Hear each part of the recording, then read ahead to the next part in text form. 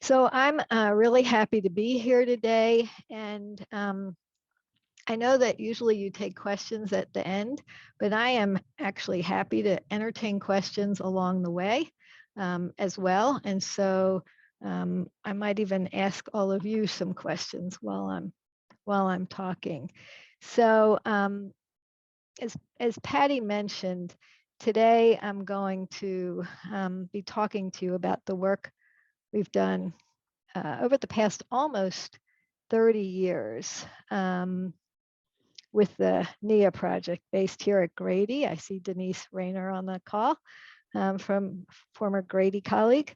And so this is a program that I started actually shortly after I arrived here at Emory and has continued and grown and evolved over the almost 3 decades now. And so I want to talk to you about just some of the highlights of what we found in this project. And I have no financial relationships to disclose. As Patty mentioned, I've been very fortunate to have received considerable funding for this work over the years, but it's really the women in the project and the staff here and my team that have allowed for us to be able to do this work along with our fabulous community advisory board. So I really believe that we study what we study for reasons. We do the research that we do for reasons. I don't think it's random, the work we do. I think our life story determines to some extent the work we do. And so I want to begin by sharing with you a letter that I received from a patient the day that I actually took my psychology licensing exam. So sort of the day I took the test to make sure I could meet the criterion to practice independently as a psychologist. I'm not a very good standardized test taker, so it was a particularly stressful time for me. I had recently moved from Wisconsin, where I did my internship and postdoc, as Patty mentioned, to Yale, which was my first faculty position. And this is a patient I saw for 2 years in therapy with a woman who is one of my very closest friends to this day, whose name is Sari, who's a psychiatrist. Patty mentioned I'm the psychologist for the Atlanta Ballet, and I also used to dance ballet professionally, still do Zoom ballet, and never thought I would do Zoom ballet, but that's what I do these days. And so there's references in this letter to my involvement in ballet. Dearest Nadine, by the time you receive this, I shall have joined the ranks of the deceased. The time for regrets and amends has passed, and it is time for me to take definitive action before I lose my sanity. I am truly frightened at times, for what I'm about to do is not reversible. However, I believe that taking my life is the only option left. Perhaps in eternal rest, I could finally sleep. I would welcome that wholeheartedly. As Odette had van Rothbart, I have the voices. However, I cannot escape the curse. These past few weeks have been hell. The voices are calling me from far away, and now I must join them. After all, I've tried for 2 years, which was the length of the therapy. Seems like 20. I would like to make clear at the outset that the closeness that existed between us was not a mistake on the part of the therapist. Rather, getting to know you and becoming attached to you has been one of the warmest, richest experiences of my life. Before I threw my journal away, it gave me great pleasure to relive the building of a trust relationship, to respect, to affection. You taught me and gave me a great deal, and no matter what type of hell I end up in, I will always remember and be comforted. From my vantage point, you and Sari, who was the co-therapist psychiatrist, gave me 2 years that I would not otherwise have had. That can only attest to your expertise as therapist.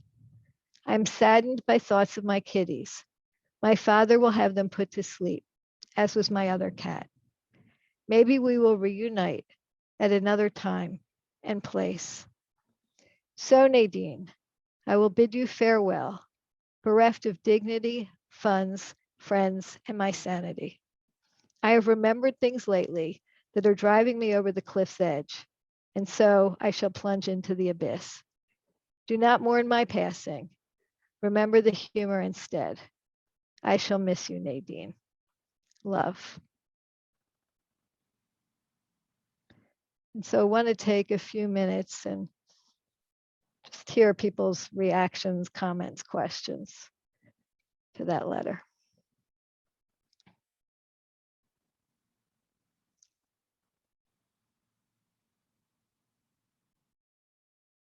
Anybody? If you have any comments, you can raise your Zoom hand and be recognized. This is Gretchen. I guess it's made me cry just hearing you read that. I'm just wondering, well, two things. Did this woman kill herself? And had she already done so when you got the letter, and how did you respond to it? Yes, she did die by suicide, and she put the letters in the mail so that by the time we received them, she was dead. I was absolutely devastated, horribly devastated. It really negatively affected my friendship with Sari. We were now living in different places. We did not get the same letter. She felt responsible in a different way because she prescribed some of the medication that this woman took to end her life. And her letter was not as warm and loving as the letter that I received. About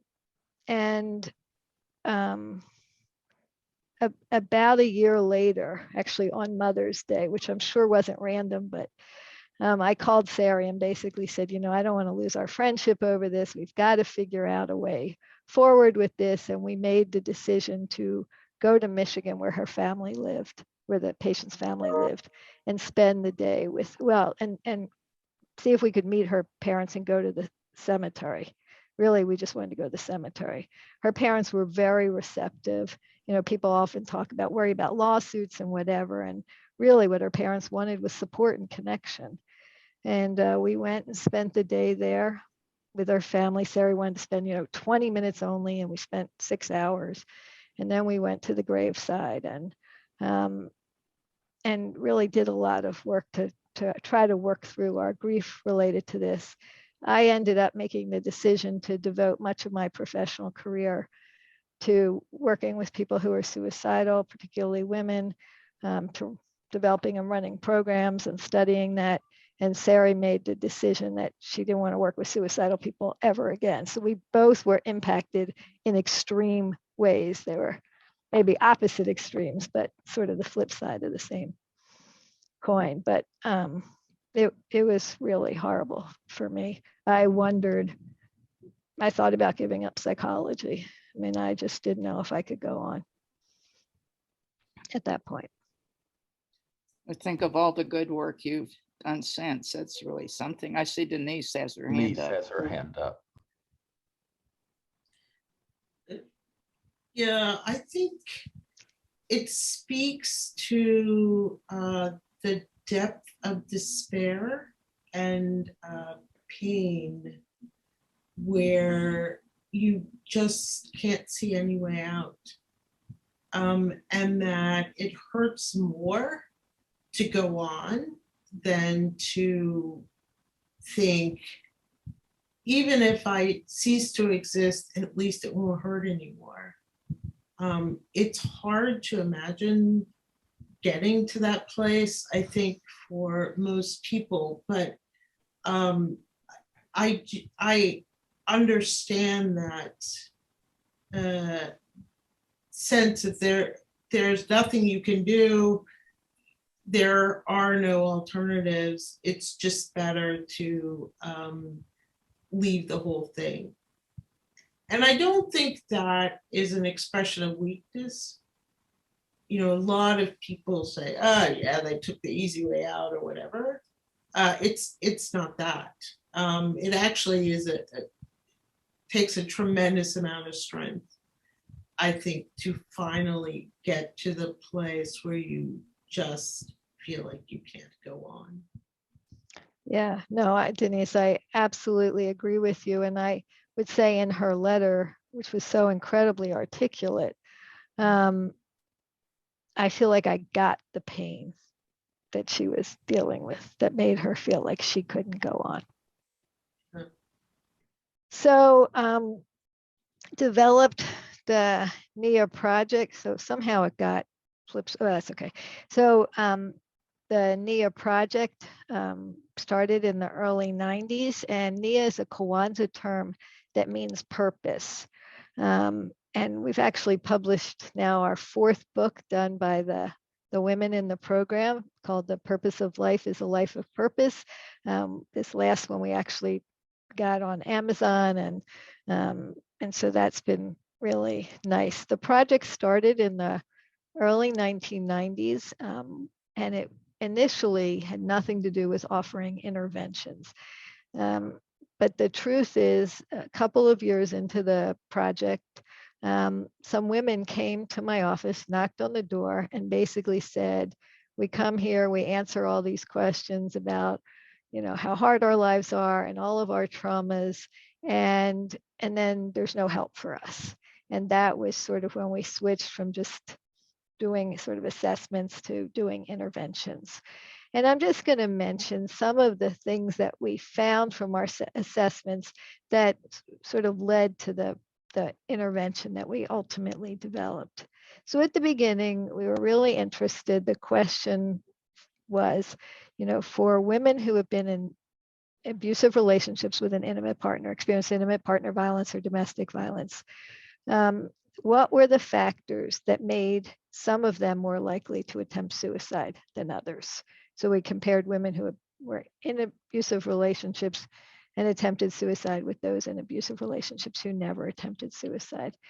And basically what we found is that women who had more bad things happen in their lives as adults, as kids, in terms of childhood maltreatment, physical abuse and neglect, who had more psychological difficulties, including just general stress symptoms, depression, hopeless. That's what Denise was talking about, sort of that sense of profound hopelessness, substance misuse, and then sort of some of these interpersonal issues. So they felt like they didn't really belong anywhere, or they were burdened on other people.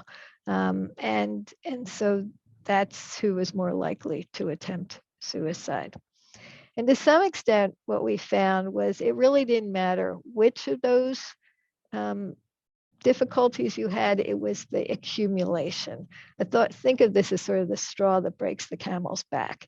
It's like one more thing. And what you see here is essentially the more stressors the women had in their life, the more likely they were to attempt suicide.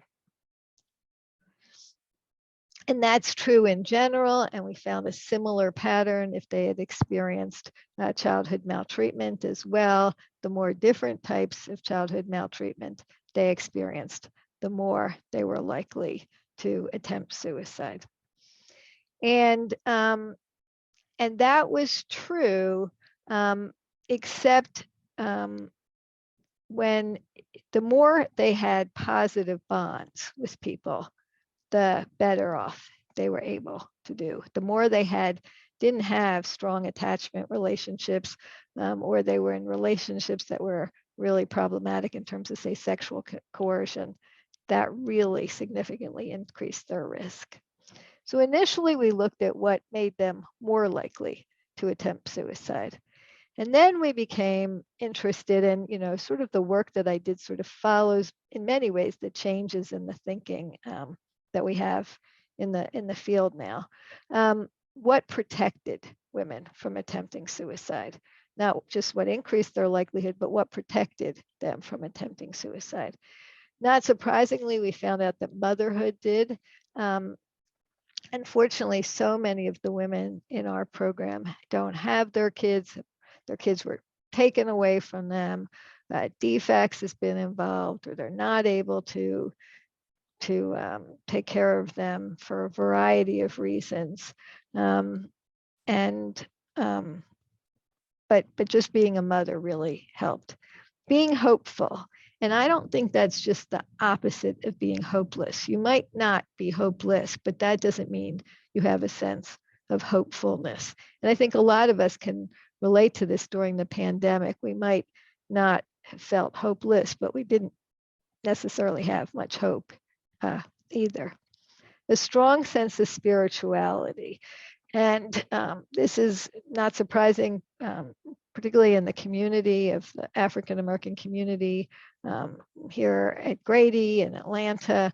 Spirituality is a major, major protective factor, resilience factor. And so a strong sense of spirituality is really important to protect women from feeling like they just can't go on. A sense of efficacy, like I can have some control over what happens in my life.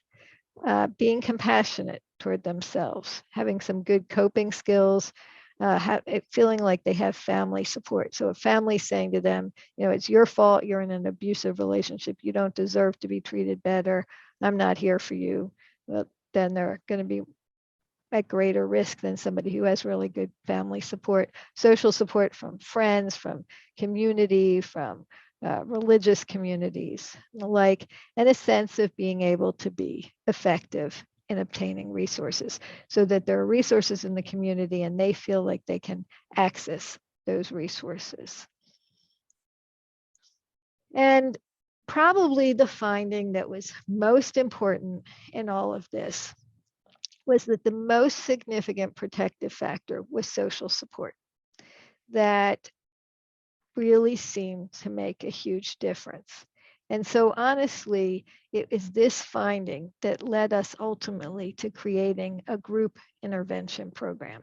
That if it was social support that was going to be so helpful to people, we decided to create a program in which people would just have a lot of built-in social support. In more recent years, we became interested not just in what protects these women from making a suicide attempt, but for women who feel suicidal, what gives them a sense of resilience so they can feel suicidal, even very suicidal, but not actually take any steps to hurt themselves or to end their lives.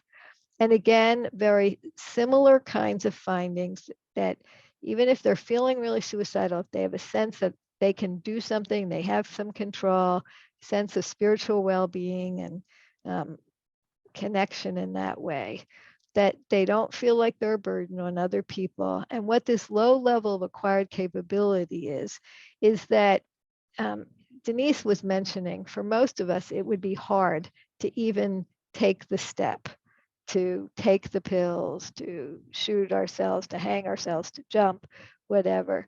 And then people with an acquired capability are people who maybe take a lot of risks in their life, drive really fast, for example, touch a hot stove and doesn't seem to matter to them.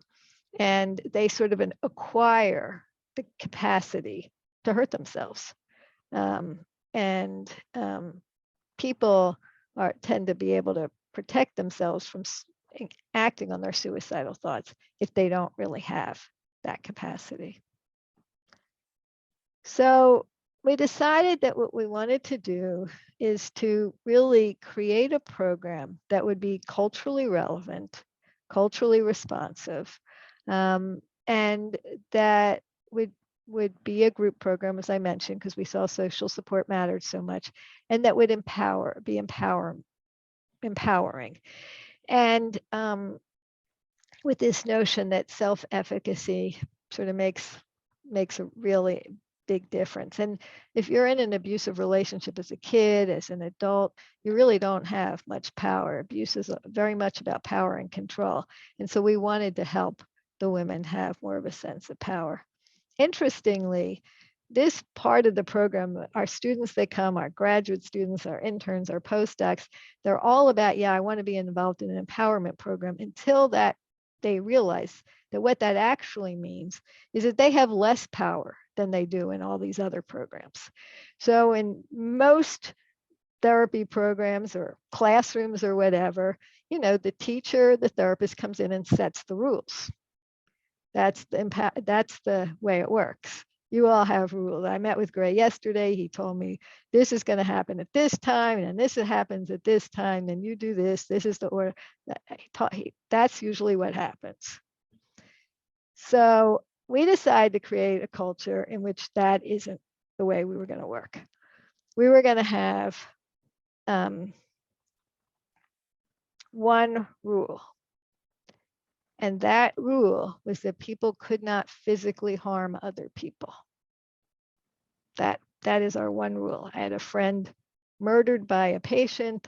I was there. I called the code. I called her husband to tell him she was dead. I can't deal with that. So that was out for me so I could do this work. And otherwise, the women make their own rules. So if they don't want to turn on their Zoom cameras, we don't ask them to turn them on. If they want to text on their cell phones, we don't tell them they can't. If in this group they want to curse, and that group they say that's disrespectful, that's fine. They determine the culture that they want to have. And so they really don't get into power struggles with us because we're power sharing. Now the students are insecure and they want to have rules and regulations and stuff, and it makes them really uncomfortable. And I'm like, no, this is really about empowering them to create a community that they want. And if different women in the group have different views about that, they have to navigate through how they're going to find a resolution to that. So we really want to have a culture and a program that empowers the women. And so I just walked through some of our main risk factors and protective factors that we had found were important. And so what we did is we developed a program that was based on a model in which it was designed to reduce risk factors in 3 different kinds of risk factors. Intrapersonal, which are ones specific to the women, social and situational, which have to do with family, friends, communication and the like, and cultural and environmental things in their environment, their communities, and protective factors at the same levels. And for this program to be culturally responsive, it's been built upon Afrocentric theory and Black womenism. Now, interestingly, a number of years ago, I received an award from the American Psychological Association for this work. And my mom, who is a well-known psychologist, was at the talk. I gave the talk. People were, I feel like, still applauding. And my mom came up to me and said, I really don't think these are the theories that guide your research. And I did what every mature full professor does when their mom tells them, you know, their scholarship isn't really what their scholarship is. You know, I rolled my eyes. And I said, oh, what theory do you think guides it, Mom? With that kind of, you know, very mature response. And she said, I think compassion is the theory that guides your research. And sometimes moms are right. And so you cannot write that for an NIH grant. And so I'm not going to talk about all the details, but I guess what I want to say is that a lot of times people talk about, you know, is this a randomized controlled trial and does it have all the controls in it? And I see that Jim Keller is here on, and he was in charge of the IRB to approve many of these early studies. And, you know, very traditional medical research is very strict randomized controlled trials where they exclude everybody and their neighbor. And I realized that if I did that kind of work, nobody would be in the project. That traditional mental health trials do not relate to the patients we serve at Grady because they basically rule out 90% of the people that I see. You know, they can only have one diagnosis. They can't have a substance use problem. They can't this, they can't that. Well, I had nobody left. And so essentially, this is a study that builds in all the required controls for a randomized controlled trial, which is the efficacy part of it, but then makes exceptions, I would say, but planned exceptions to actually fit the people that we're serving. And so that's what makes this a hybrid model. And so just a couple of things that I want to mention, that's the few exclusion criterion, is that part of, in addition to the models that we use being culturally relevant, the measures that we use, you know, getting assessments of spirituality, religious coping, racial discrimination, racial identity. We also have at least one of the co-therapists for each of the group self-identifies as African American or Black. And so there's many, many things that we do to really help this work be culturally relevant. In addition, and probably one of the biggest parts of the program is that before we actually did these interventions, in response to these women that showed up at my door, we started by offering a weekly support group for women who were suicidal. That group had between 0 and 2 women showing up for about 6 months. And some of you have worked at Grady, I see Kay on the call also, some of you have worked at Grady, know that that kind of attendance is not surprising at Grady. And I'm not sure why I didn't give up, but I didn't. Anyhow, that I didn't give up, and that group grew and grew and grew.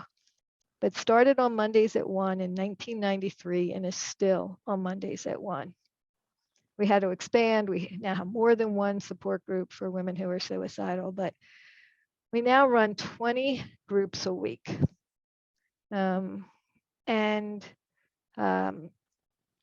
During the pandemic, we moved to online very quickly, extremely quickly, and started with one support group a day.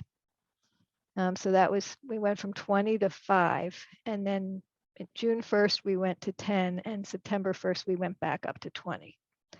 And the attendance has been fabulous. And we have, for example, a coping with art group, and we send them the art supplies once a month for the month.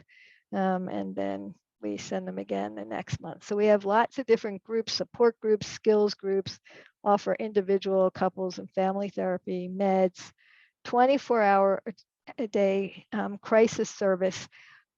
Every single woman in the program can call the Nia cell phone number, which is directed to my cell phone. So they can get me 24 hours a day, 365 days a year. You would think with who the patients are that I'd be called all the time. But the truth is, and this gets back to people having a sense of control, because they know we're there to support them when they really need it, they don't call very often.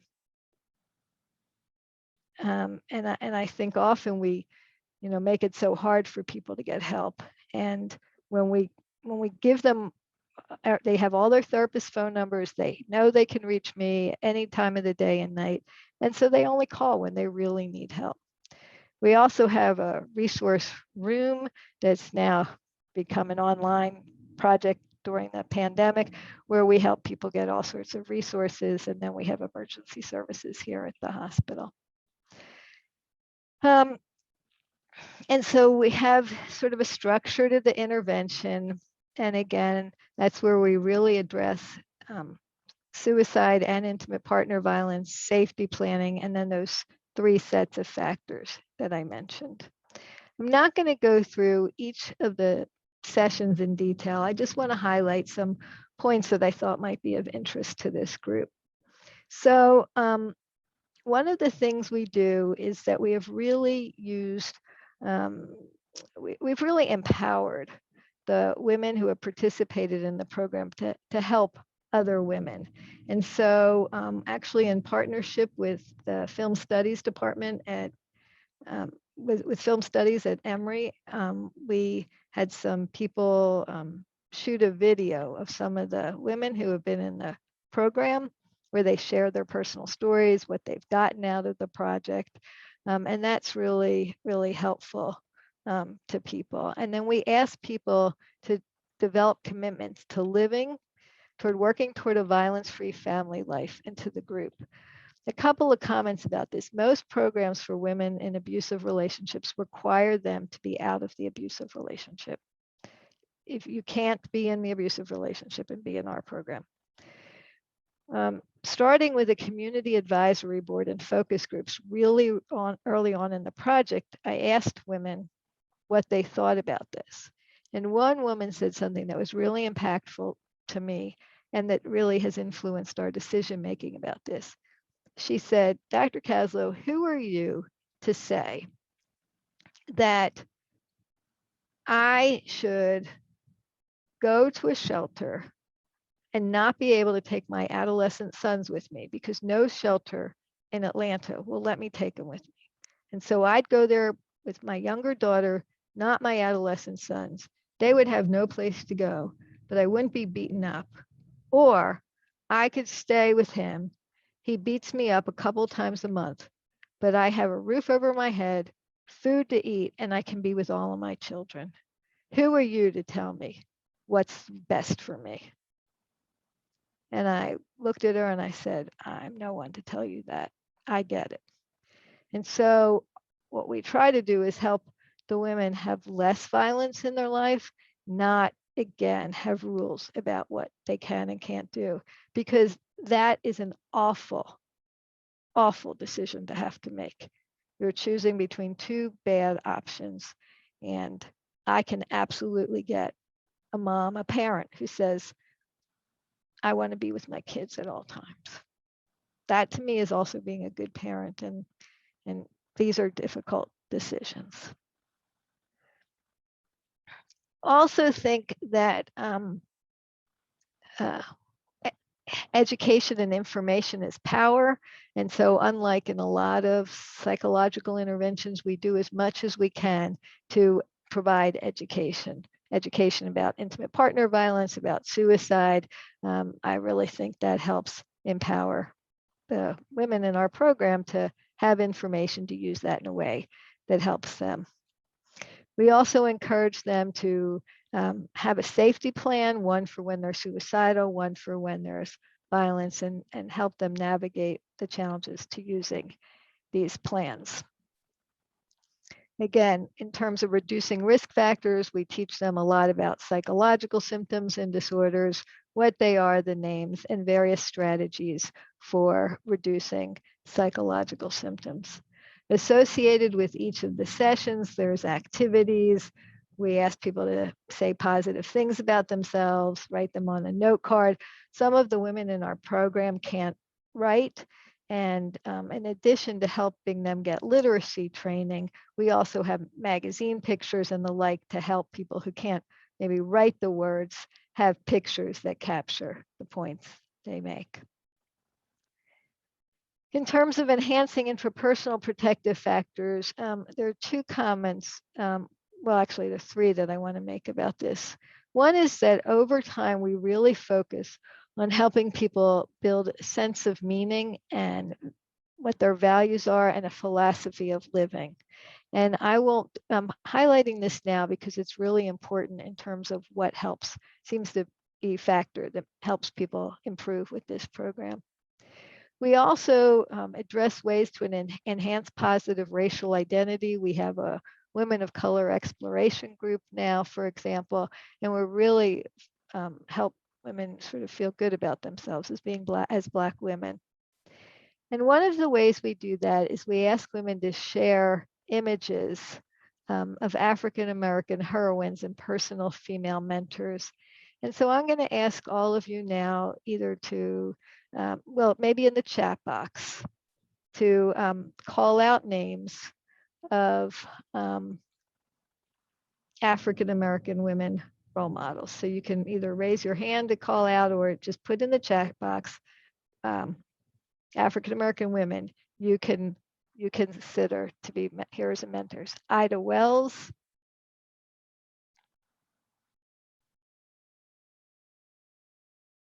Michelle Obama, Carol Anderson, Stacey Abrams, Harriet Tubman. Hi, Bill. Harriet Tubman, Stacey Abrams, Sojourner Truth. And so thanks for sharing that. And so some of the women that some of you mentioned are on these pictures, obviously not all of them, but some of them. And of course, some of the women say their mom or their aunt or their grandma or whatever, and really encouraging them to remember these women as they go through their lives as sort of models of courage and power and connection to other strong Black women. Also talk about, I think it's really important to convey, and we try to do this over and over again, that it's not their fault that they're being abused. It's not their responsibility. They don't deserve it. And really helping them to understand that sort of their histories of trauma as kids may make them more vulnerable to being in abusive relationships, helping them learn to read cues for when things might be escalating so that maybe they can get themselves and their kids into a safer environment. And of course, that's been particularly challenging during the pandemic, when not only were there less resources, but there were really nowhere to go. And that's been really concerning.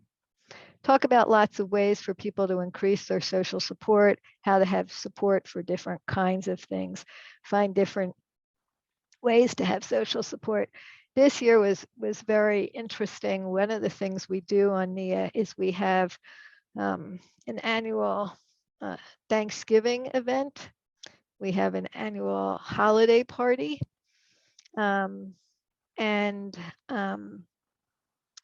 What we did this year is we partnered with some restaurants who allowed us to use their street corner, and we had everyone order ahead of time, and we stood outside on the street corner with masks and social distanced, and we provided food. People could walk by or drive by, get their food, get gifts that we normally give, stockings and whatever at the holidays.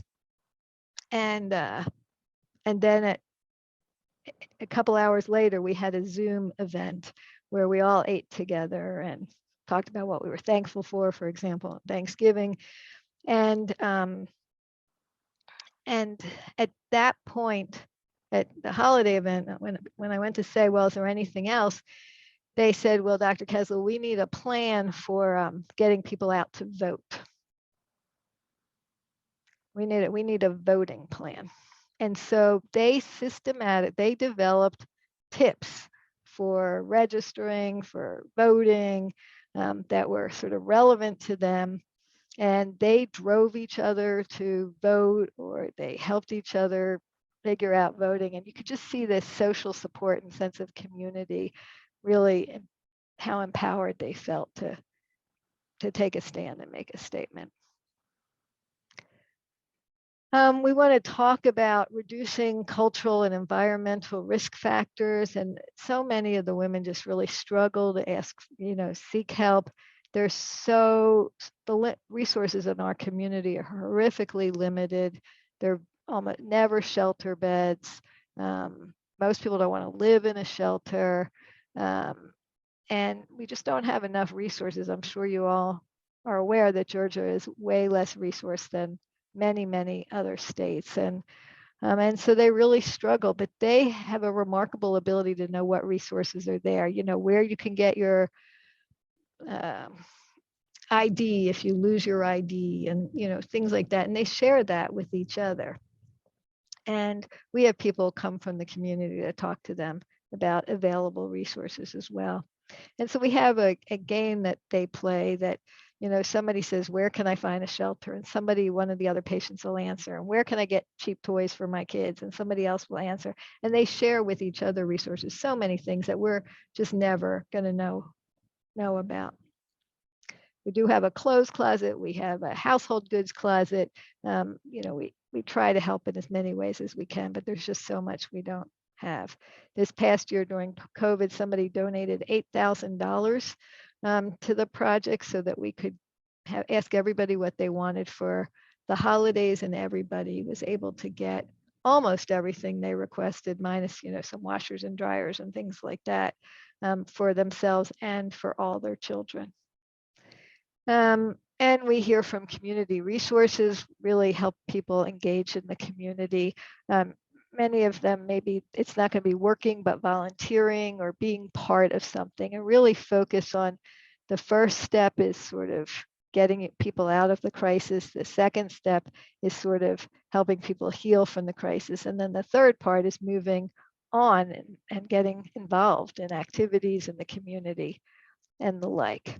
And then we help them move towards sort of ending this part of the program and moving into sort of our other support groups and the project.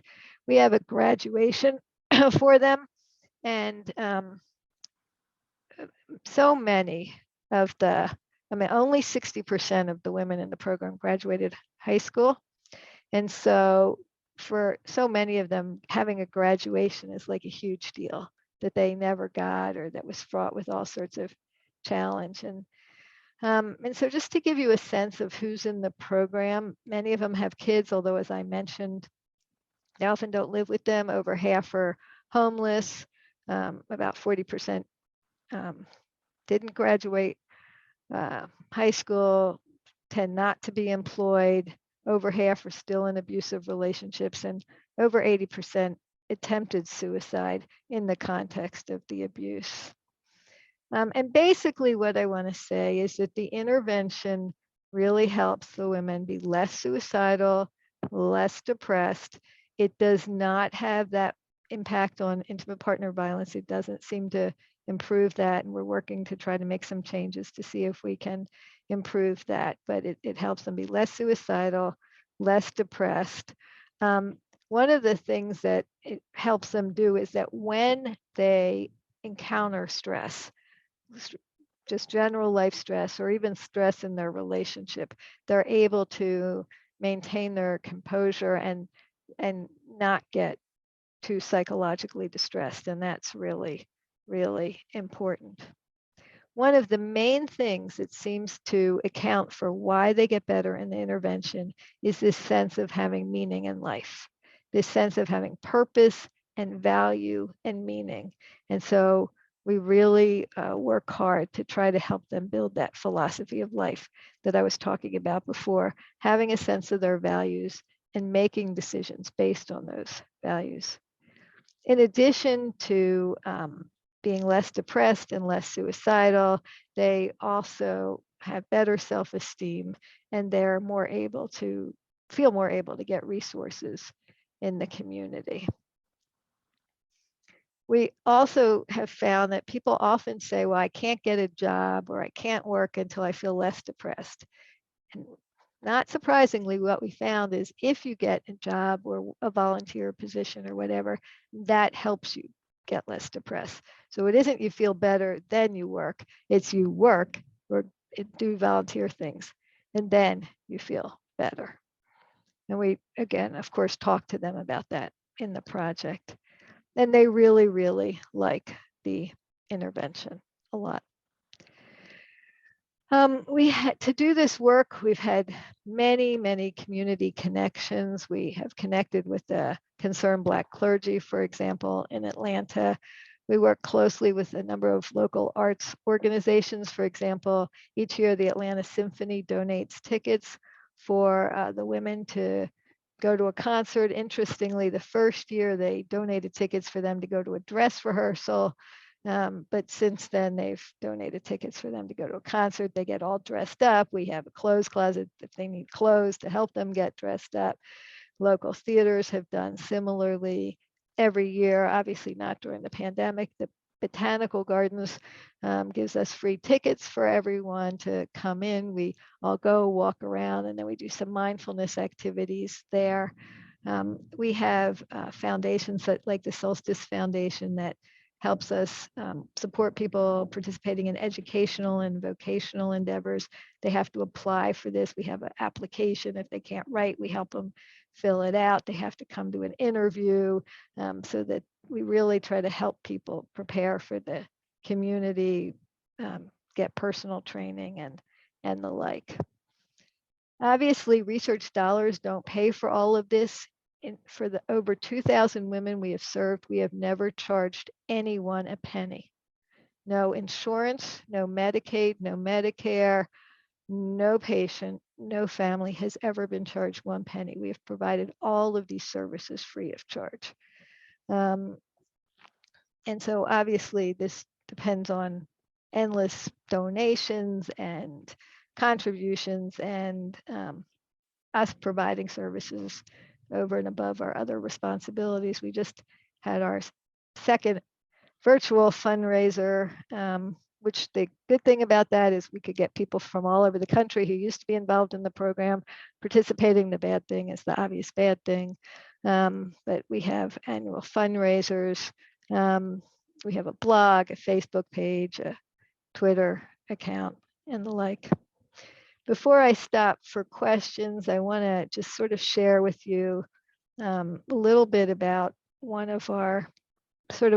example of somebody in the project. So this is somebody who's 44. She was one of her friends at a local shelter, encouraged her to come. She came to some support groups. She had a history of multiple suicide attempts, a very extensive medical history with lots of difficulties, including injuries related to intimate partner violence. She had a couple of marriages. Both of her partners were abusive. Both of them had substance use problems. She herself had multiple diagnoses, including a diagnosis of bipolar disorder, substance use difficulties, and extended psychiatric hospitalizations. Up here in Grady, and I began to participate in the Nia Project. Over the course of, I'd say, 2 years, give or take, I learned to love myself, which was difficult. I hated myself. I thought I was fat, and because of all of the surgeries I had, I thought I was ugly with the scars and the scars that my ex-husbands had given me. I look at all of that mess now, and I grieve for the woman I used to be. I really do. I am not where I want to be right now, but I'm not where I was. I'm happy. I'm dating. Can you believe I'm dating? I have my own place. It's a little itty-bitty, teeny-weeny apartment, but it's mine. If I don't want to let somebody in, I don't have to. I demand respect, and respect is given. I freely give it, and for the first time, it's given back to me, and it feels good. I'm a happy camper right now. Really happy. Very happy. And the Nia Project saved my life. This project empowered me. When I first came to you guys, I was lower than an ant. I mean, I had to grapple with an ant to get space on the ground. And learning about how to love myself, learning that abuse is not right. It's not, I'd seen it. I'd grown up with an alcoholic mother, and I had not one but 2 losers for husbands. I thought it was me. It isn't me. And the project allowed me to know that, to learn that, to experience it through interaction with other women. I will always love you guys for that day I was put out on the side of the road, and you and Maisha came to my rescue. I mean, come on. I mean, you came to my rescue. And it showed that you just didn't talk, you walked. And I always love you guys for that.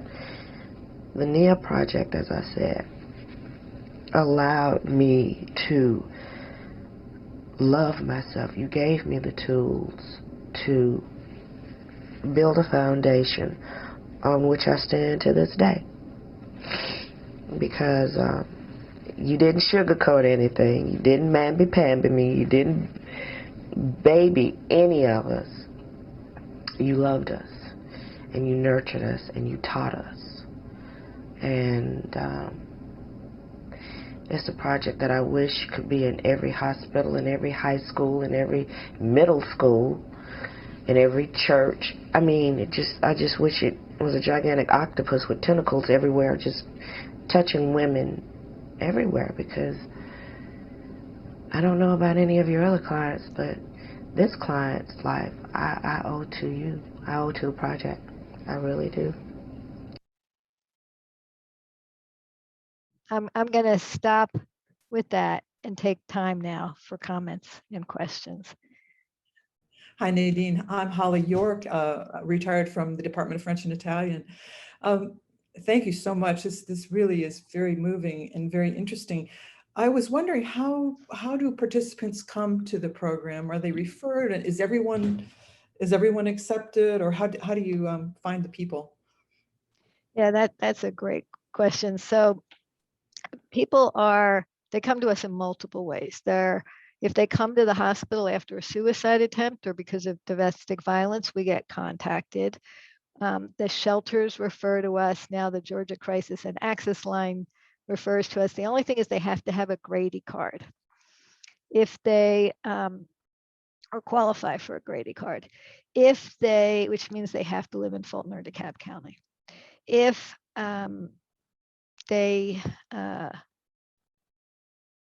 we have various different projects they can go into, but at this point they can be in the project, in some part of the project, if either they've attempted suicide in the past year, well, actually attempted suicide ever, or if they have been in an intimate partner violence relationship. Whether or not they get into a research project is different, but we'll take either a suicide attempt or domestic violence just to get into the project. And then we'll take everybody. We have only had one person be asked to leave in over 20 years, and that was around a violence issue, a physical violence issue that we, as I said, just can't handle.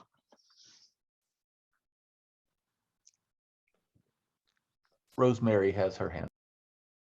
Greetings, friend. Thank you for this really moving and meaningful presentation. And I think there are parts of it that all of us can connect to. You and I work together on many projects at Emory, for which I'm grateful, but it's hard for me to believe that you were also working on such really major work on this project at the same time, and other things as well. One thing that you said early on in the presentation was about the research model and approval process for it, that trying to meet those criteria, but stay true to your project. You said, I didn't give up. And I think that really applies to everything that you shared with us today, that you didn't give up, and you model that behavior for others that are part of the program.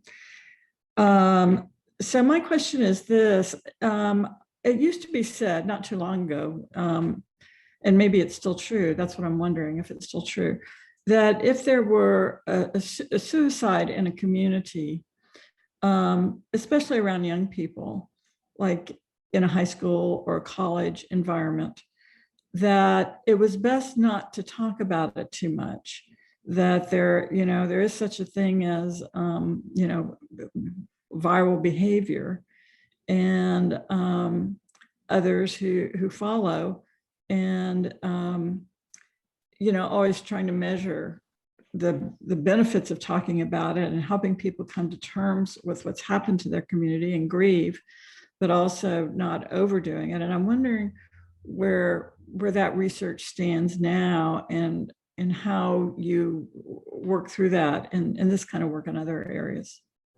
Yeah, thanks for asking. So there certainly is some research that that shows that there has been some pockets of suicide contagion, particularly in young people. We've all heard about this high school that had multiple kids who died by suicide, or there's a community in England, or this college. So we know that can happen. It's relatively rare. What we do know is that if you don't talk about it, it's worse. And so I think it's the issue of how do you talk about it? How do you allow people to grieve? You know, we're all aware of situations at Emory where it was likely a death by suicide. And then you end up with gossip, and there's endless gossip, and the gossip feeds on gossip, you know. And what Gray said, you all like to gossip at the beginning. That's like fun, nice gossip. That's connecting gossip. This is not nice gossip. And I actually think people do way better with the truth. And we always have to find a balance between protecting the individual and taking care of the community. And that is a tough balance. But in general, giving people a chance to talk about it, not to sensationalize it. We don't need to watch on these YouTube pictures over and over again of a kid hanging themselves. I mean, that is not helpful. But why that kid was stressed out and how people cared about that kid, and I actually think is really helpful for communities and healing. And the truth always gets out. It always gets out, and then people feel betrayed and deceived if people won't tell them about it. It's very challenging, for sure. But it's like we add to the stigma by not talking about it. And there's no evidence to say if you talk about it, the rates go up. But we know if you don't talk about it, people end up struggling by themselves and they feel alone. So it's how to talk about it with respect, with compassion, and how to give people choices. Some people don't want to talk about it and others do, and allowing for both. I see my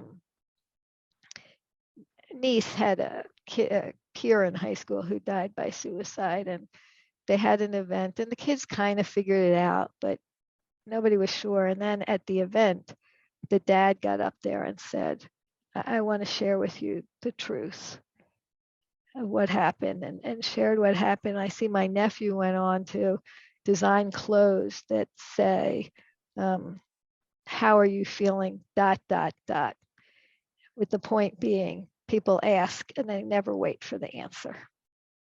And the purpose of the clothes is basically, it's dedicated to this friend who died by suicide.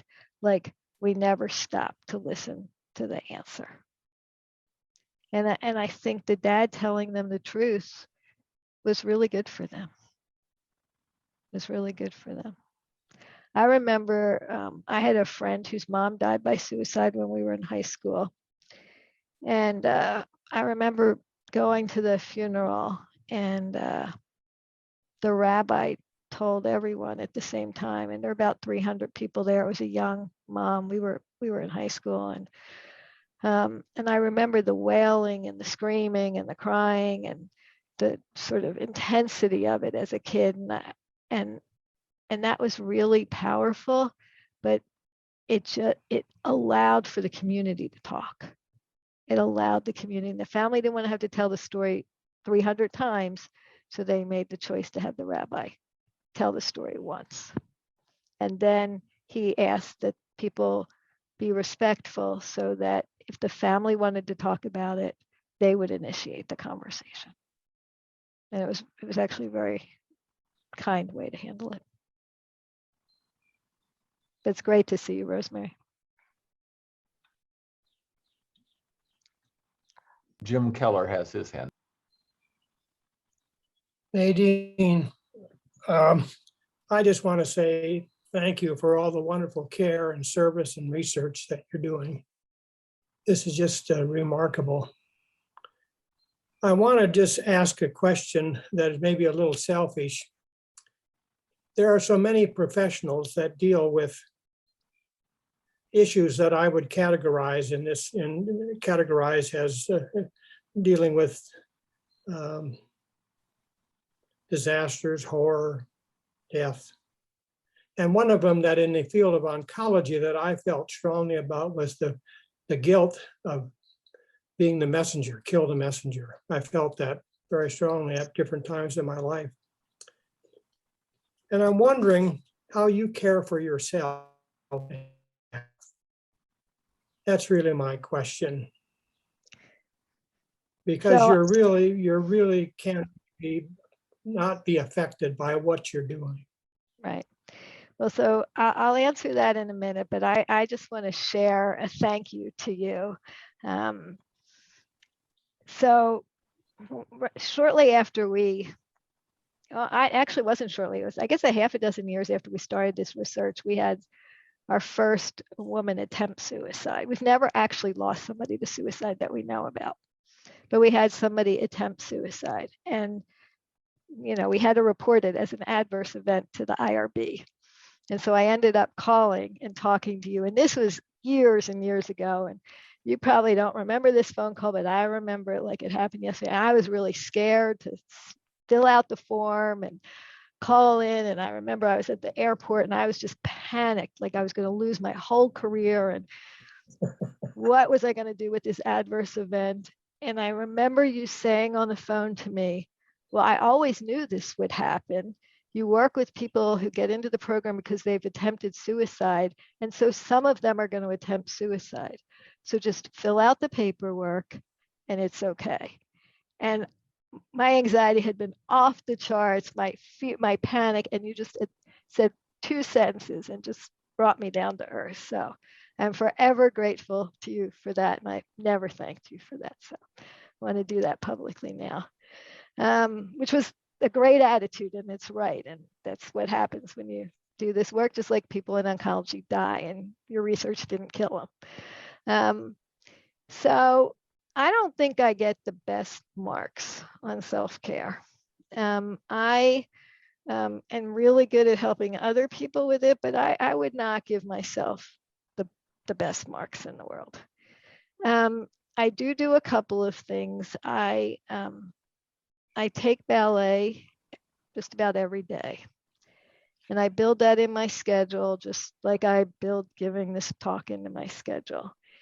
And making that decision has been really, really helpful to me in my life. Rosemary may remember this story, but shortly after Jim Wagner came, I was invited to some fancy event with him, and I needed to leave early to go to my ballet class.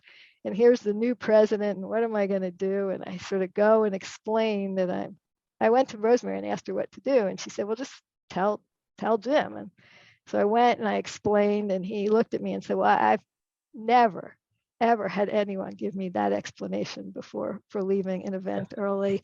Go have a good ballet class.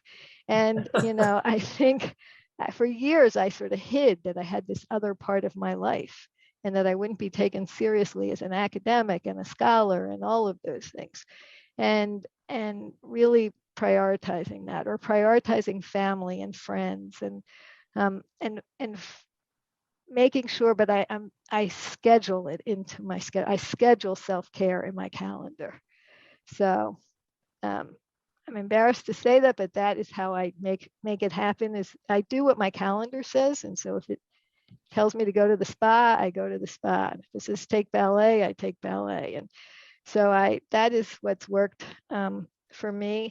And then the other thing is realizing it. And I think this pandemic has really highlighted this for me, as I've really been on the front lines as much as I could to take care of other people during this time in the ICU, in the COVID ICUs, and the like, is how much I care for myself by caring for other people. And recognizing that for me, going into the COVID ICUs during this time and offering support to people on the front lines was not just a way to take care of them, but was a way for me to feel like I was doing something that really mattered during this time.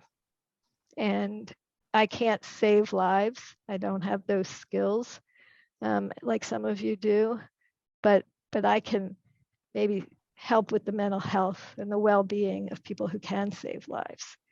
And that to me is rewarding. And realizing that for me, taking care of others is a way to take care of me. And I have people I trust and can talk to about things, and that really helps. Thank you. See, I think it's Tolly who has his hand up. Thank you very much for your presentation. I'm Tolly Williamson, and I'm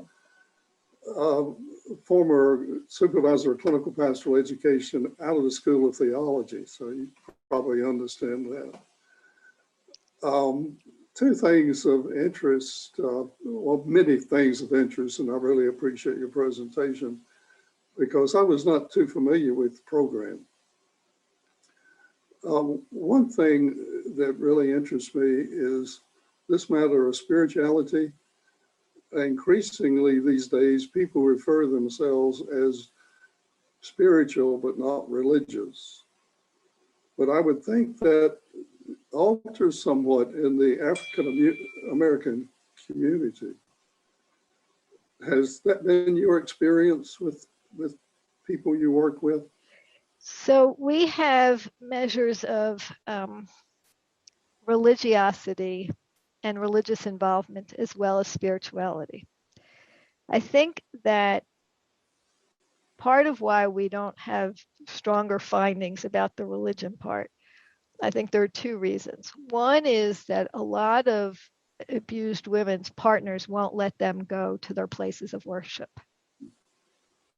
So they control them in a manner that they won't let them go, or when they go there, they, basically are Velcro to them. So they can't get support. So I think that's one reason. And the second reason is that, unfortunately, in my opinion, there have been a lot of Black churches where the minister or religious leader has essentially used the Bible to support domestic violence, misused the Bible to support domestic violence. There's actually been some books written about this and this misuse, sort of taking passages out of context. And that's why we've worked so hard with the Concerned Black Clergy in Atlanta, who do not support that, do not do that, and are very careful and intentional about not doing that. But unfortunately, a lot of the women in our program have been involved in religious communities that essentially have either sanctioned the domestic violence or blamed them in some way. And so I think it's been more complicated. Yeah. Thank you. Mm-hmm. And Denise has her hand up. Such a great talk. I remember this program from my early days at Grady and sort of interacting with you more at that point. And I'm amazed and just incredibly grateful that you've been able to keep it going and expand it over all these years. I did have a question about your finding that you haven't impacted inter-partner violence. And I wonder, what impact did you think you would have? And then have you considered that there are probably a lot of societal reasons around this, so that, the limited pool of Black partners for Black women who tend to only want Black partners, and also they aren't wanted by almost any other ethnic or racial identity, so that the limit in the pool is someone that discourages from trying to leave a particular. Also, it seems like that what you just mentioned, the partners tend to corral them and so limit their interaction. It amazes me that they're still able to participate, although I suspect that's more women who have left, had relationships in the past that aren't going. But also the whole, if you can't read or you don't have an education, there are not a lot of ways you can move out of where you are. And while you can empower the women themselves to begin to look for those things, they must run up against these kind of roadblocks. Yeah, no, you're absolutely right. I mean, there's sort of structural racism that impacts them, and institutional racism, and their sort of community cultural dynamics. And then there's sort of the messaging about being a strong Black woman, and so feeling like you have to be strong and just take it. And so yeah, I mean, we've worked really hard with our community advisory board and women in the program to sort of help us sort through, I mean, the data show that people tend to go back 10, 12 times to an abusive partner and then find a different abusive partner. And quite frankly, I think that we need longer programs to really help people make that difference, and more resources, because again, if, like I said, if it means you have a place to live with your kid, then you're going to stay with that abusive partner. And the fact that Atlanta doesn't have a single domestic violence shelter that allows for adolescent males, I understand it, but it's an untenable position for these moms. And so I think, how do we create resources and services and modeling for men too. Now, a lot of these women are in same-sex relationships as well. This is not just male-female. A lot of these women are in same-sex relationships. Interestingly, a number of women have partnered with each other in the project. And not all same-sex relationships are nonviolent also. So unfortunately, we have women, regardless of the gender identity of their partners, who are being abused. But yes, there is really this sort of institutional and structural racism that is in institutions, is in communities, and is in families, is I think is part of what we're trying to understand and figure out how to help women navigate better than we have. But your points are really good. The work goes on. It really does. It really does. This year, for the first time, we had an event during Black History Month called The Joy of Being a Black Woman. And we had an event online and everybody came, and then the team came and showed some films and had conversations and really trying to be more mindful in those ways. Gretchen has her hand up. I should say, well, to begin, two related questions to begin with, sparked both of them by that amazing footage of the woman who came through your program at the end, which had me in even more tears than the letter that you read from it at the beginning. Of course, these were happy tears, and what an amazing spokesperson. I mean, oh my God, so moving, so eloquent an expression of what she'd been through and what the program has done for her. So one question, as she said, she wished there were Nia projects all over the place. And I'm just wondering to what extent there are comparable projects elsewhere. And a related question, what about white women or Latino women or Asian American women, other women who are not, as I understand it, African American and therefore eligible for the project? So those are my questions. Oh, yeah. So let me take the second question. So in terms of the non-research part of the project, so the support groups, women, anyone who identifies as a woman and who has either experienced intimate partner violence or suicide, or made a suicide attempt, can receive the other services. They can't be in the great. research, but they can receive the other services, sort of recognizing that the majority of our patients just, mirror the sociodemographics of Grady. But so about 15% of the women in the non-research parts of Nia are from other sociodemographic backgrounds. So that's how we've sort of navigated through that part. In terms of the issue of dissemination, so we have received some grants to help do some dissemination in local shelters here. We've trained some of the local shelters in some of this work, and have consulted to programs in other cities who have at least taken parts of the program. Nobody's got this sort of expanded model, but certainly taken parts of the program. And we welcome that, and we try to support that as much as we can. That is good to hear. I mean, I feel like the woman did who you showed in the video.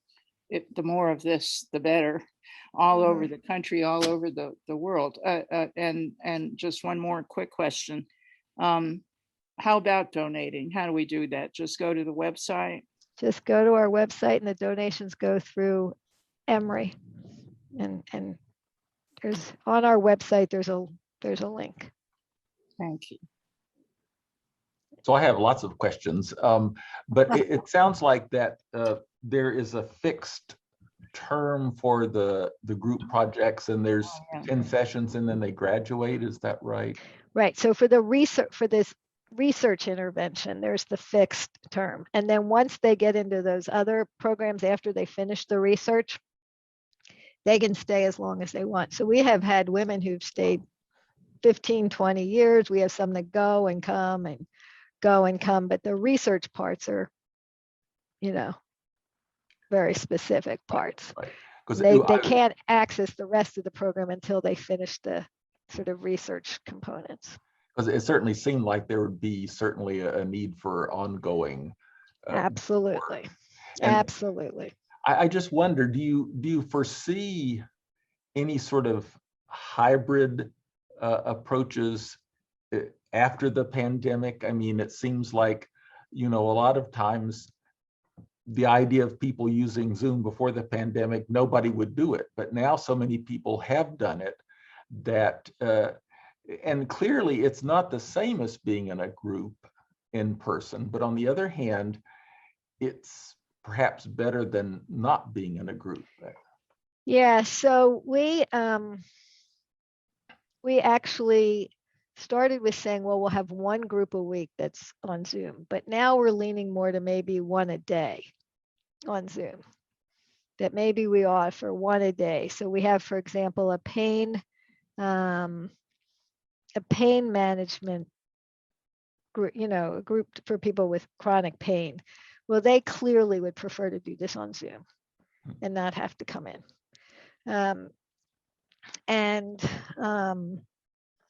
And so we're thinking about one group a day on Zoom. That would give us 15 groups in person and 5 groups on Zoom. And I think that's kind of where we're leaning. Part of Nia is this community, and we have rooms that we've decorated really nicely. Rooms to Go donated, gave us a very large donation. Actually, Julie Seaman's husband, I know Rosemary knows, some of you know from the law school, her husband, major role in Rooms to Go. And so they donated a bunch of money that we could use to buy furniture. We've decorated things really nicely, and we have a room where they can sit and computers for them to use. And so we don't want to lose that, but it's clear, a lot of these people take multiple MARTA buses and trains, and then they're late and they miss their therapy. And so we're trying to figure out some kind of hybrid that is a reasonable plan, and trying to, as we do with everything, work with the women to come up with a good model. And I think our plan is we're going to try something for 6 months to a year, reevaluate, readjust. But yeah, we will do some kind of hybrid. And it seems like one of the barriers transferring this other places is that it seems so much that the whole dynamic of medicine and probably psychology and psychotherapy is the expert treating the patients and knowing exactly what to do and telling them what to do and having a certain set of rules. And yet listening to you was so much the opposite that it seems very countercultural. Yeah, no, I mean, it's funny that that's been one of the hardest things, particularly for the students. And it is, and I think people in quote positions of power want to be in charge and take control. And I've found we actually have less problems because we have less rules. Because then they want a culture where people treat each other with respect. But it's not because that nobody has to be rebellious against, what Mom and Nia says, because it's their home, their space. So I realize it's 1 o'clock and I need to actually run a Nia team meeting. So I need to sign off, but you had wonderful questions and I am so grateful. I also, when I saw Bill Casarella on here, hey Bill, and I just wanted to acknowledge that the Emory Medical Care Foundation research program that Bill started decades ago at Grady has funded much of this work as well. A lot of junior faculty have been able to get grants related to that pot of money Bill was able to create decades ago. So thank you, Bill, for that. And thank you for coming, Nadine. This has just been, I think, fabulous.